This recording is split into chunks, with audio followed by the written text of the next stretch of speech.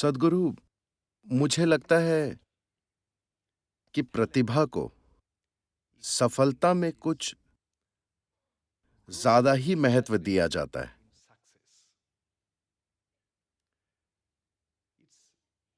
जब मैं medical school में था, तो मैं मार्शल आर्ट सिखाता था। वो मेरा पैशन था। और जब भी ब्रूस ली की कोई फिल्म रिलीज होती थी, तो स्कूली बच्चे झुंड के झुंड में मार्शल आर्ट स्कूलों में दाखिला लेते थे। हम इसे ब्रूस और ली 2 हफ्तों में फिनोमिना कहते गायब। थे। जी हाँ। कुछ ऐसे बच्चों को देखा जिनका शरीर मार्शल आर्ट के लिए बिल्कुल सही था और जिनके अंदर इसके कुदरती गुण थे, और मैं सोचता था, ओह, इस बच्चे को ब्लैक बेल्ट मिलेगा।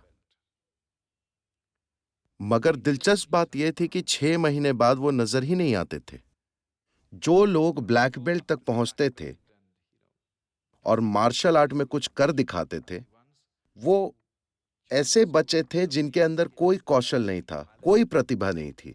वो बहुत मेहनत करते थे और उन्हें हर चीज के लिए पसीना बहाना पड़ता था, मगर आखिरकार वे ही सफल होते थे। इसके बारे में आप क्या कहेंगे?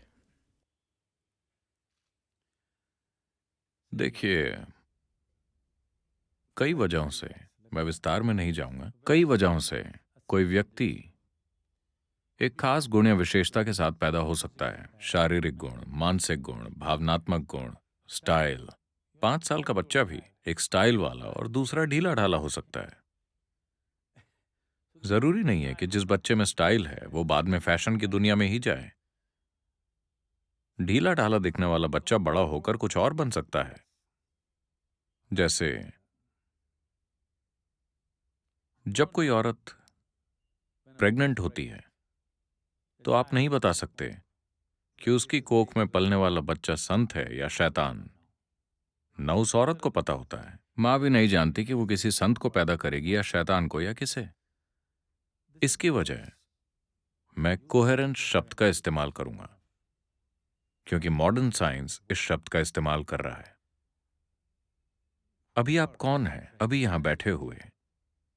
ये फिजिक्स है कि हर सब एटॉमिक पार्टिकल लगातार हर चीज के संपर्क में है। आप जिसे ब्रह्मांड कहते हैं, वो एक जीवित जीवन और एक जीवित मन है। आपने उसका सिर्फ एक छोटा सा हिस्सा इकट्ठा किया है। अगर आप सिर्फ उस छोटे से हिस्से के साथ काम करेंगे जिसे आपने इकट्ठा किया है, जीवन और बुद्धि दोनों के रूप में, तो आप एक स्तर पर काम करेंगे।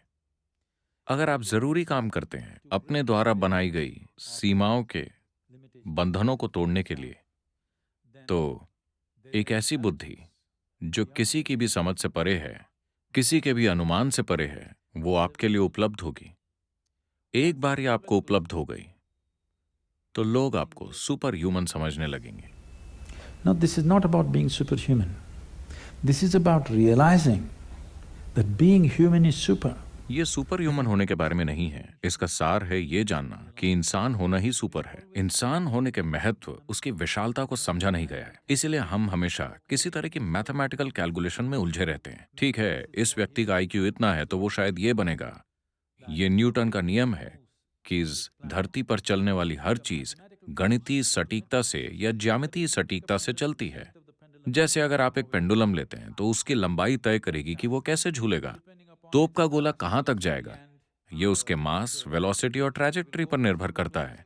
ब्रह्मांड इस तरह काम नहीं करता, क्योंकि इसमें आप जिसे भौतिक और अभौतिक समझते हैं, ये दोनों तरह की चीजें मिली जुली हैं। इस इंसान के भीतर भी भौतिक जीव, मनोवैज्ञानिक जीव, भावनात्मक जीव और आप जिसे मैं कहते हैं, आपके भीतर का जीवन, वो मूलभूत जीवन प्रक्रिया, ये सब अलग अलग आयाम हैं। और आपका सबसे अंदरूनी केंद्र, क्योंकि बाकी सारे शब्द दूषित हो गए हैं, मैं जीवन शब्द का प्रयोग करूंगा, या सिर्फ आप जिसे आप मैं कहते हैं। ये, अगर आप इसे अनुमति दें, अगर आप इसकी पहचान किसी भी रूप के साथ या अपने शरीर के साथ या उन दूसरी पहचानों के साथ नहीं जोड़ते जो आपने ले रखी हैं, तो इसे पता है कि अपने आसपास की हर चीज के साथ कैसे जोड़ा जाए। जब हम कहते हैं कि किसी ने बहुत मेहनत की, तो दरअसल वो बस अपनी पहचान की सीमा को स्ट्रेच करने की कोशिश कर रहा है ना?